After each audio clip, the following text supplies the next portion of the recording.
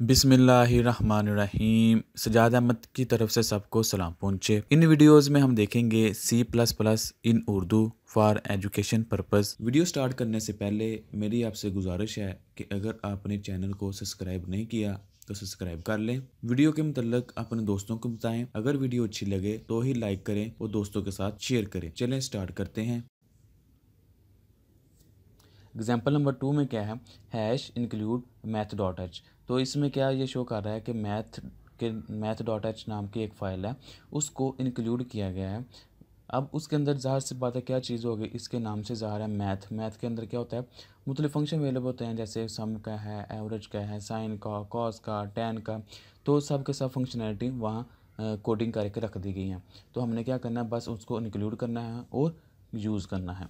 Second part क्या है, कोई भी स्टेटमेंट जो C++ में लिखी जाएगी, मेन फंक्शन। पहले था इंक्लूड करना, दूसरा था मेन फंक्शन। मेन फंक्शन क्या है, the main function is the starting point of C++ programming. तो जो भी हमने प्रोग्रामिंग करनी है C++ के अंदर, उसके अंदर मेन जो है वो उसका स्टार्टिंग पॉइंट है। स्टार्टिंग पॉइंट मतलब जो भी उसके अंदर स्टेटमेंट लिखी गई हैं उन्होंने एग्जीक्यूट होना है, जो इंक्लूड किए गए हैं उन्होंने एग्जीक्यूट नहीं होना। वो सिर्फ एक ब्लैंक चीज़ है, यानी कि जिस तरह कैलकुलेटर होता है उसके अंदर आप अपना डाटा डालो और आउटपुट ले लो, सेम वो चीज़ के तौर पर काम करता है। The control enter main function and start executing statement when the program is run. तो कंट्रोल जो है वो मेन में एंटर होता है और जितनी भी उसके आगे स्टेटमेंट आई जाती हैं वो सबको एग्जीक्यूट करना शुरू कर देता है। Each program must contain main function. तो मेन फंक्शन की आप इस तरह एग्जांपल ले सकते हैं कि वैसे मैंने पहले भी दी थी, कार है तो उसका मस्ट एक ड्राइवर ज़रूर होगा, यानी कि ड्राइवर के बगैर तो नहीं ना कार चलेगी। एक ड्राइवर जिसके हाथ में स्टीयरिंग होगा, ब्रेक का कंट्रोल होगा, रेस का कंट्रोल होगा, गियर का कंट्रोल होगा, ये चीज़ें उसके कंट्रोल में होगी, हॉर्न का, फिर लाइटिंग का, फिर स्टीयरिंग का। यानी कि एक मेन बंदा ज़रूर होगा जिसके पास सारा कंट्रोल होगा। तो यही आप समझ लें कि प्रोग्राम हमने लिखना है उसके अंदर एक मेन चीज़ होती है जिसके पास सारा कंट्रोल होता है, वो चाहे जिसको भी एग्जीक्यूट करना है। Each program must contain main function. A program that has no main function can be compile but can not be execute.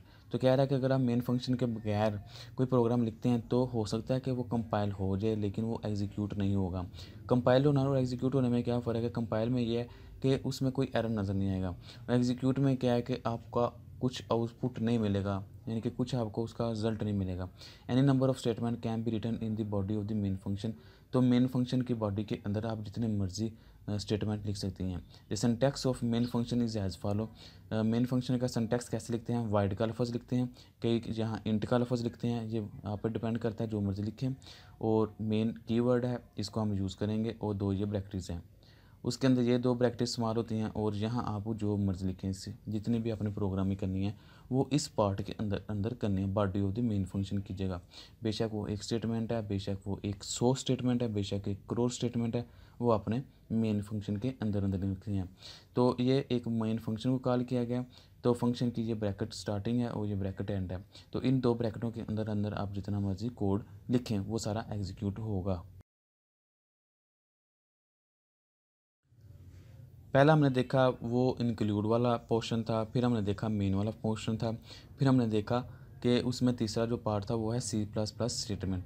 अब वो क्या चीज़ है, वो मैंने बता दिया कि आप बेशक एक स्टेटमेंट लिखें, एक 100 स्टेटमेंट लिखें, एक क्रॉस स्टेटमेंट लिखें, वो उसने कंपाइल करना ही करना है, उसका एग्जीक्यूट करना ही करना है, उसका आउटपुट देना ही देना है।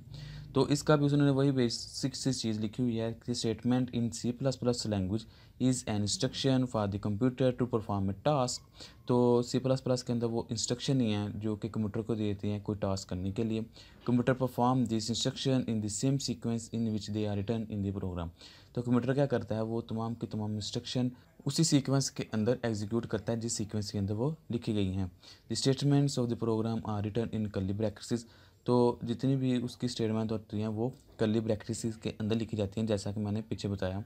द कर्ली ब्रैकेट्स ये वाली is called the opening brace and the ये वाली is called the closing brace.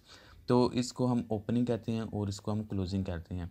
The braces is also known as the delimiters. These statements are collectively known as the body of the program. तो तमाम की तमाम चीज़ों को इकट्ठा कर दें तो हम कहेंगे कि ये बॉडी है प्रोग्राम की। Each statement in C plus plus language is terminated by semicolon. तो जितनी भी स्टेटमेंट्स हम लिखेंगे, एक स्टेटमेंट, एक सौ स्टेटमेंट, एक करोड़ स्टेटमेंट, उनके तमाम के एंड पे हम सेमीकोलन ज़रूर डालेंगे। It is called the statement terminator. तो इस सेमीकोलन को हम स्टेटमेंट टर्मिनेटर भी कहते हैं। कि अगर आपका एमसीक्यू रहे कि स्टेटमेंट टर्मिनेटर कैसे कहते हैं, तो आप ये सेमीकोलन को टिक करेंगे।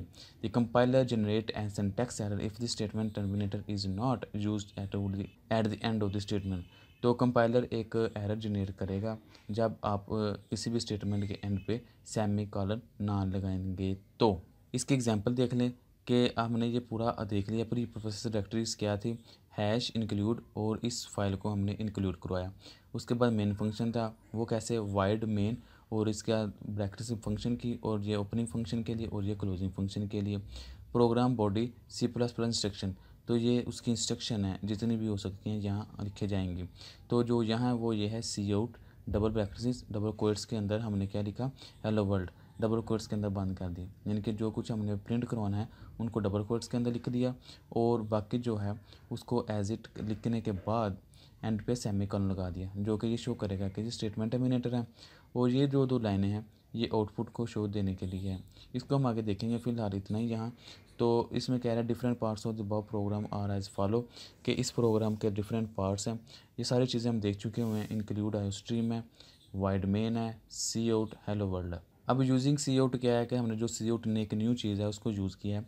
The C out object is use to display standard output on the screen, के कुछ बना के रखे होंगे ऑब्जेक्ट्स, और उसको हमने यूज़ किया सी आउट के नाम से। तो वो क्या करता है कि हमें कोई भी स्टेटमेंट या कोई भी मैसेज शो करवाना हो स्क्रीन के ऊपर, यानी कि आउटपुट देनी हो, तो हम सी आउट का लफ्ज़ इस्तेमाल करते हैं। द मैसेज में consist of string and value, तो उस मैसेज के अंदर जो भी हमने शो करवाना उसके अंदर कोई भी चीज़ आ सकती है। क्या आ सकती है, स्ट्रिंग आ सकती है, या कोई वैल्यू भी आ सकती है किसी वेरिएबल की। String is set of characters, तो स्ट्रिंग में क्या आएगा, कोई लाइन आ सकती है, जैसे I love Pakistan. The C out object is used with the insertion operator, तो इसको हम इंसर्शन ऑपरेटर के अंदर यूज़ करते हैं। Anything written after the insertion operator is display on the screen, तो जो भी इंसर्शन ऑपरेटर के बाद लिखा जाएगा वो एज इट शो होगा।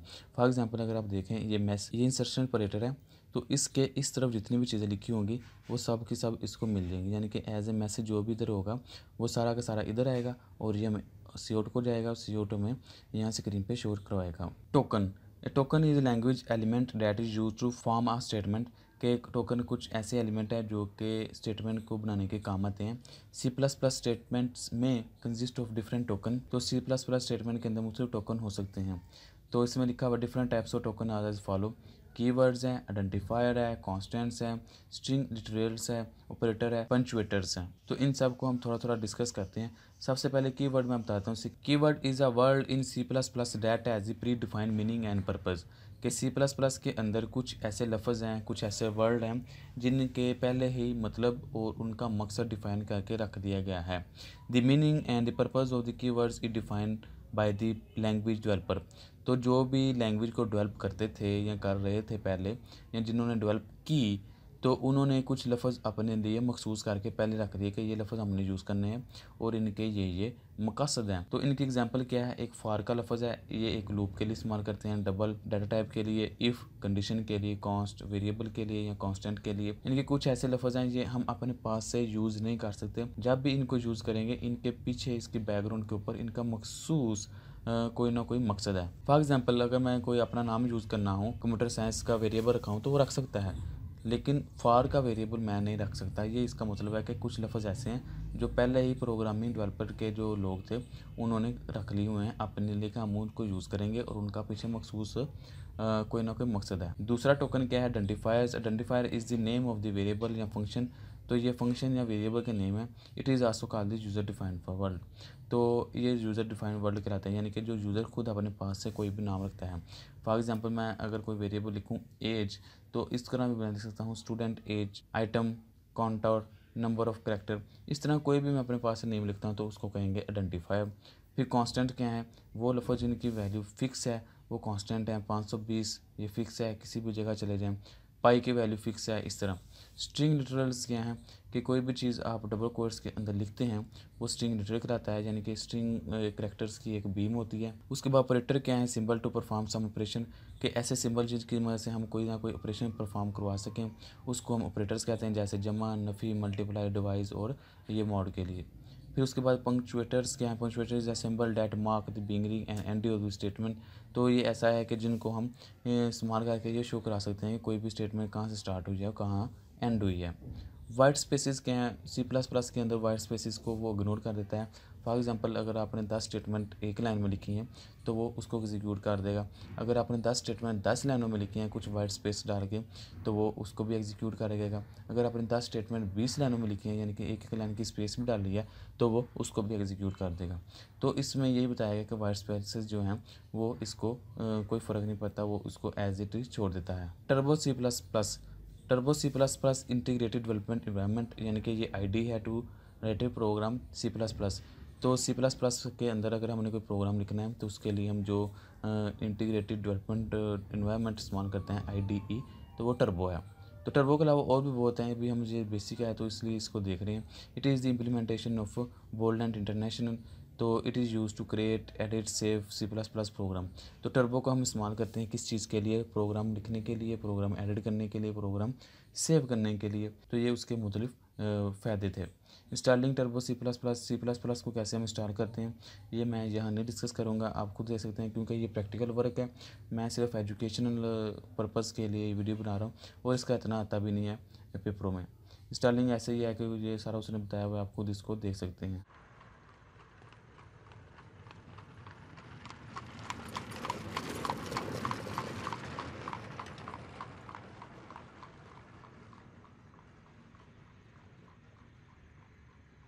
डिबगिंग इन टर्बो C++। ज़रूरी नहीं है कि C++ जो है वो डबिंग कर रहा है टर्बो के अंदर, वैसे भी आप कंसेप्ट देख लें।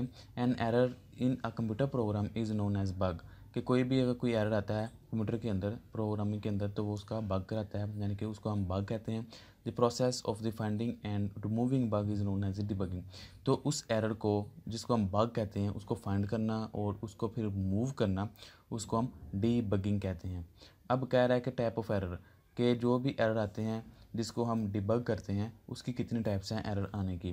तो different types of error can occur in C++ program, के मुख्तलिफ तरह के एरर हो सकते हैं।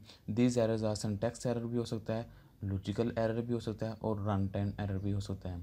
इन सब को हम अभी बारी बारी देखते हैं। सबसे पहले है कि सिंटैक्स एरर क्या है। सिंटैक्स एरर ऐसा एरर होता है जो कि आप मिस स्पेल करते हो, यानी कि सही सिंटैक्स नहीं लिखते, तो वहाँ ये एरर आता है। फॉर एग्ज़ाम्पल अगर मैंने सी आउट कराना है तो वहाँ आप लिख दो सी इन, या अगर मैंने सी इन कराना है तो वहाँ आप लिख दो इफ़, यानी कि इस तरह आप सिंटैक्स गलत लिखते हैं तो वहाँ आपकी ये एरर को जनरेट हुआ नज़र आता है। इसके अलावा कह रहा है the statement terminator is missing at the end of the statement. तो चूँकि एक जो सिंटैक्स बनता है हर स्टेटमेंट के बाद हमने एक टर्मिनेटर लगाना होता है, अगर आपने कहीं टर्मिनेटर नहीं लगाया तो वो एरर दे देगा। ए कीवर्ड इज़ मिस स्पेल्ड, तो कीवर्ड मसलन अगर मैंने इफ़ की जगह IFF लिख दिया है, IF की जगह IFF लिख दिया तो वो भी एरर देगा। Any of the delimiter is missing, तो कोई भी मैंने डेलीमीटर मिस कर दिया हो। तो एग्जांपल ये बता रहा है कि typing C out instead of COUT is an example of syntax error, कि मैंने क्या किया है कि मैंने क्या कर दिया है कि COUT की जगह COUT लिख दिया है, तो वो मुझे एरर मिल जाएगा कि आपने ये सिंटैक्स सही नहीं लिखा। उसके बाद जो दूसरा एरर है वो है लॉजिकल एरर। लॉजिकल एरर ऐसा होता है कि जिसके अंदर आपने कोई लॉजिक बनाई है तो उसको लॉजिक को आप गलत लिख दिया है या गलत टाइप हो गया, लेकिन वो उसका आउटपुट गलत आ रहा है। फॉर एग्जांपल वो कह रहा है कि अगर आपने एवरेज लेना है तो एवरेज के लिए हम क्या करते हैं, average is equal to total multiply 5 instead of total divided by 5। तो कह रहा है कि अगर एवरेज का आपने फार्मूला लगाया तो उसकी जगह आप मल्टीप्लाई कर रहे हो किसकी जगह, डिवीजन की जगह, क्योंकि एवरेज होती है वो डिवीजन से आती है ना कि मल्टीप्लाई से। तो ये भी एक एरर इस तरह का आएगा। फिर रन टाइम एरर क्या है, टाइप ऑफ एरर कर that during the execution programme is called the run time error. तो बाज़ एरर ऐसे होते हैं जो कि जब प्रोग्राम रन होता है तो उसका जो आउटपुट होता है या उसकी बेस के ऊपर आगे जब प्रोग्राम चलता है तब कोई एरर आ जाता है तो हम उसको कहते हैं कि ये रन टाइम एरर है। तो इसकी जो एग्जांपल दी है वो आप देख सकते हैं, the user may ask the program to open a file that does not exist, यहाँ the user may enter wrong type of the data.